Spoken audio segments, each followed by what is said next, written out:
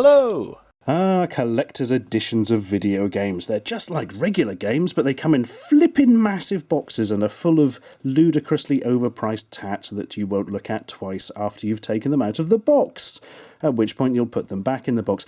Case in point, actually, I did a video on these before and borrowed various collector's edition items off friends, and none of them seem to want them back. I keep hinting, do you want your stuff back? And they're like, oh, no, that's all right, I'll get it later. I've still got every single piece in my house. Nobody wants the giant plastic lady from Two Worlds 2 or Diet Vader from the Old Republic. Such a tragedy. Anyway, more to the point, let's look at some specific collector's editions and see what they've given us. And we'll start with a nice one, actually. Batman Arkham City, which is like Arkham Asylum, only much bigger and a city. Yes, that's a bit odd, but it's a bloody good game. Comes in quite a nice, pretty box, protected by plenty of plastic. Hooray! And look, there's the Joker just after he's been sick, which is always a nice image. The top of it didn't cave in at the start, it's just that you cannot get this back in the box properly. Allow me to demonstrate why. It's one of these sort of fold-out, self-flapping things. Well, before we look at the statue, let's have a look at the box, which again is very pretty and nicely designed. And we can sneak a look in Batman's drawers. And they've given you a complete copy of Batman Gotham Knight, which were some slightly disappointing cartoons, sort of based around Nolan's Batman films. It's all right. I mean, if you haven't seen it, that's a bloody nice extra, but it's not exactly something you'll want to keep and cherish, or in fact watch more than once. And in the back here, ooh, nice book. And inside the book, the game. That's always a good thing. And also, there's some nice pretty pictures. Look, Vicky Vale show, Batman having a finger pointed in his face. Harvey with half his face dropping off dent. And, oh, that's good. Here's a sort of dying, dilapidated Joker showing off his arse. Such beauty. Yeah, so that's pretty nice, I suppose, but is that really worth any extra money? Well, no. The joy of it is, of course, Bat Bloke himself, with this rather nice statue. I think it's, that Japanese company that begins with a K that I cannot remember the name of. That's annoying. I'll put it in an annotation. Kotoketsu, I don't know. Anyway, let's have a look. It's very, very nice, actually. Oh, I've forgotten to undo the stuff on the back. We'll have to look at it in the plastic. Sort of big, heavy thing. Beautifully detailed, beautifully sculpted, really nicely painted. Absolutely can't fault it. The only thing I would say is, and this is a personal preference, I don't like black and white statues. I want it to be in colour, because in order for it to sort of make sense on display, you'd have to have an entirely black and white room, wouldn't you? And since I don't have any rooms in my house full of objects that are entirely grayscale, and the room in fact is decorated in grayscale, it sort of stands out a bit. I suppose you could pretend, because Batman's suit is grey and black, you could perhaps pretend that he's just really pale today. He's been very ill, like the Joker in that picture. But no, this is one of the nicer collector's editions. I've got no idea how much it was originally. Far too much is a pretty safe bet. But that's something you might actually want to look at twice, which is a rarity. Let's see if I can actually get this out of the way. Yes. Oh, also, it came with a load of bloody DLC, as these things always do. Fortunately, it was fairly inconsequential stuff, like, different suits and Batman dressed as an ape and all this sort of nonsense, which doesn't really add much to the game. Few challenge maps, and a download code for Arkham City, the album, which is, as you'd expect, I have no idea, actually. Let me cover this. I was going to say I thought it was a soundtrack, but now I've actually looked at it, it just seems to be a load of songs. Well, that's interesting. I might actually download and listen to that. Probably regret it, but hey, it's effectively free. Kind of. Right, what's next? How about something a bit more recent, with Far Cry 3? Look, it's a pointing man. This is the Insane Edition, which basically comes with the game a shite load of ULC codes. ULC being unlockable game content. So yep, they're not even pretending you download it. Basically, it's on the disc and you have to pay extra to access it. You get 4 unique missions with Hook, a memorable new character. Ooh, intriguing. 2 extra missions and then some stuff that doesn't really matter, like tribal tattoos and some sort of hunting rifle and track-exclusive predators with a collector bow. Go on, you know you want to. It always makes me sad seeing this because, I mean, video games are a very transient sort of form anyway, aren't they? Basically, 6 months after release, you can only buy a game second-hand. It sort of disappears from the shops as a general rule, unless it gets re-released with a Game of the Year edition or something. And, I don't know, these downloadable stuff is going to make it even worse, because in the future, even if you do manage to track down a copy of a game, you're not going to have all the bits and bobs for it, unless there is a Game of the Year edition. And that's all a bit sad. I mean, for films, you can walk into HMV now and buy a film that was made in 1927 with no problems at all. But, you know, you try buying bloody Star Paws for the Amstrad CPC and see how far you get. Anyway, I've got to face my insanity, apparently. Oh, I've been putting that off for years. Blah, blah, blah. Insane. We know what's happening. Ah, no, this is more like it. Far Cry 3 game. Solid start. Essential Island Survival Guide. Book. Full set of unlockable content. And Insane Vas Vaheen. A bobblehead of that little man. That's quite frightening. In fact, there's a very clever thing they've done with the box. So they make it look like a little hula dancer you get, flip it up, and indeed there is Staring Madman's face. Quite nicely captured, actually. They've gone for a sort of neutral staring look as opposed to a strange grin or something, which works a lot better.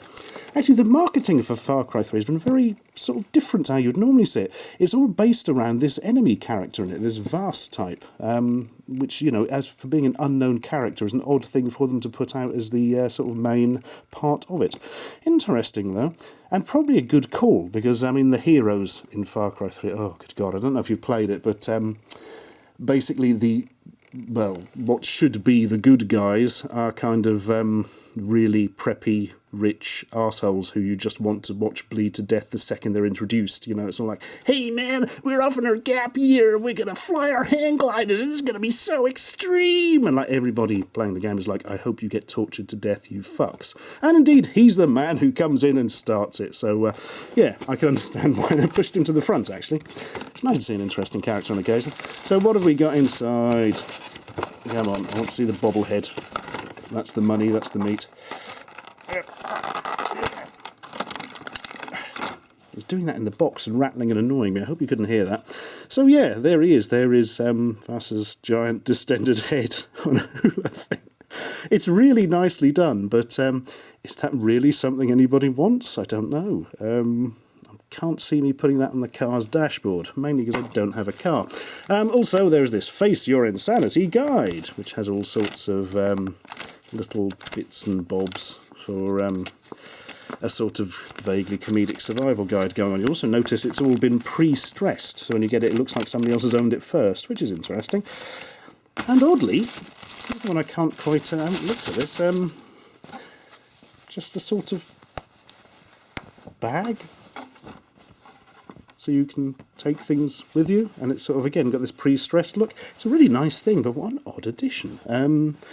Oh, can't argue, it's quite pleasant. Another nice thing about this was it was relatively cheap for a sort of collector's edition, mainly because there's no big statue with it, I suppose, but that's something. There he is. Look at his lovely eyes. Yeah. Actually, where's the bobblehead gone? Ah, there it was. I thought I'd lost it. Oh, man, my life was nearly over. There we are, that's better, actually, isn't it? You right? More tea, Vicar? I've got no idea what he sounds like, actually, I can't remember.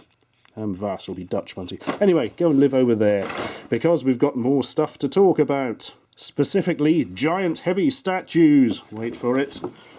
Boom! It's here. Oh, bloody hell. No, no. Where do those things keep coming from? Right, it's a big troll in a box. Troll in a box, probably the worst thing you could have on the internet. So what happens here? It's a game and a big statue. Can't really see much else from the box. One way to find out. There's a book. There's a game which is missing.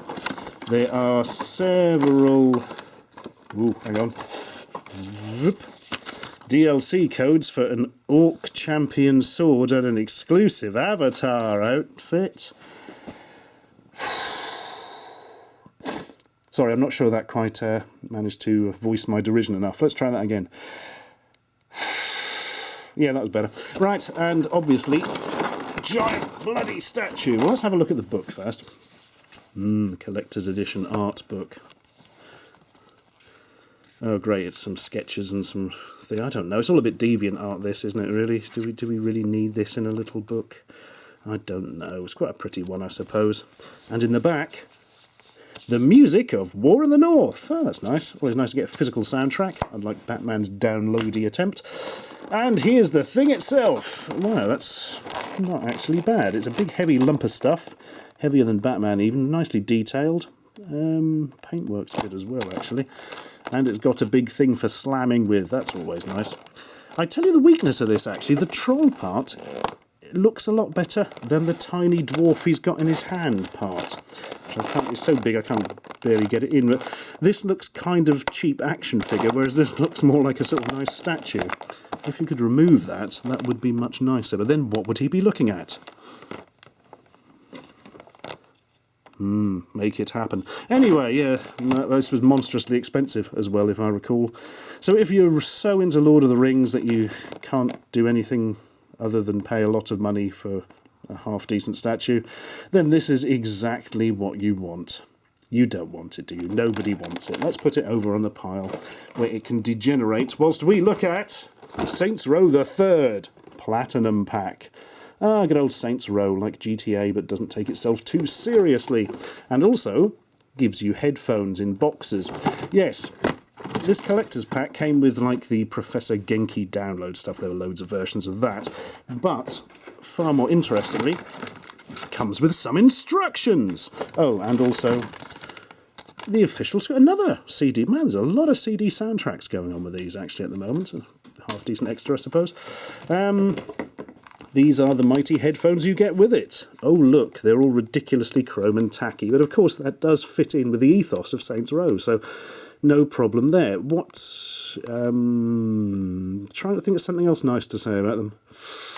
Well, there's quite nice rubber on the lead. It's got buttons. Yeah, as you can probably tell, these are really not good headphones at all. You stick a couple of batteries in them and you've got sort of music and dork modes and all this guff, but the fact remains that they sound bloody awful.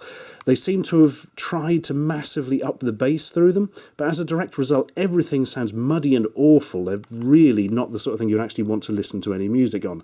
But Stuart, you scream at me at a bus stop like a flippin' lunatic. Aren't these actually designed for, you know, talking over PlayStation Network and Xbox Live? The answer to that is no. They do not work over Xbox Live and the PlayStation Network. You can use them as a hands-free kit for your phone, but you can't actually use them for anything to do with games. I know, it's absolutely unbelievable, isn't it? But yeah, it does come with a little microphone, which sounds exactly like this. Here's something I recorded using the hands-free earlier, so you can hear what it sounds like. So basically, Saints Row the Third Platinum Pack gives you the world's biggest, ugliest hands-free kit for your phone. Thanks, lads. Ugh. Don't worry, it gets worse. Welcome to Street Fighter Cross Tekken. Oh yeah, well excited for this before it came out. Not so excited after it came out, and I played it, unfortunately. I mean, it's sort of all right, but there's so many better things out there for fighting game fans like me at the moment. So what did this come with? A game. That's a good start, as we keep saying.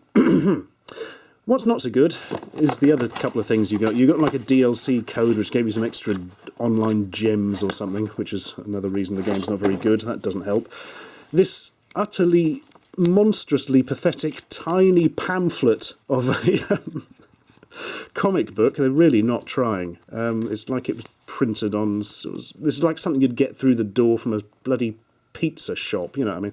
Really not impressed. And I've actually shown part of the download code, and I'll probably have to blur it out now, because I can't remember if I've actually put it in and used it or not yet. But don't worry, it comes with a model of, wait for it, a Street Fighter Cross Tekken arcade machine. Now that I like. And it came sort of flat packed, and you put it together, and it's a money box, look. And it's not that great, to be brutally honest. It looks sort of like a cheap lump of plasticky stuff, which it is, and perhaps more worryingly, the stickers don't adhere to it properly. Look, they're all just flaking off. And basically, you'd have to have a strict regimen of twice a day going and reapplying the decals. So yeah, not too fantastic. A little bit disappointing, that. Could have been a nice thing. Looks even in scale with Star Wars figures. They could have had little tournaments in your brain, but not going to happen. Well, that's the lot of those, and the combined cost of those was more than 43 yachts. But I do have one extra little thing. This is a really strange thing somebody sent to the P.O. box. Captain Coolermaster, the thermal leader. Basically, I don't know if you know Coolermaster. They're a company that makes, cooling devices for PCs, you know, fans, and they also do cases and that. And they've made this bizarre action figure type thing, well actually it's a statue, come to think of it, of some sort of character based on them. Like a really strange metal character with a slightly too small head and a protruding groin? What? I don't understand. What are they getting at? Let's celebrate our 20th anniversary by making a weird mascot thing. I don't know if I like this or not. I'm going to be honest with you. It's such a strange idea and very oddly executed. But it's probably strange enough to maintain my interest. Here we are. You can stay over there and take pride of place on somebody else's mantelpiece.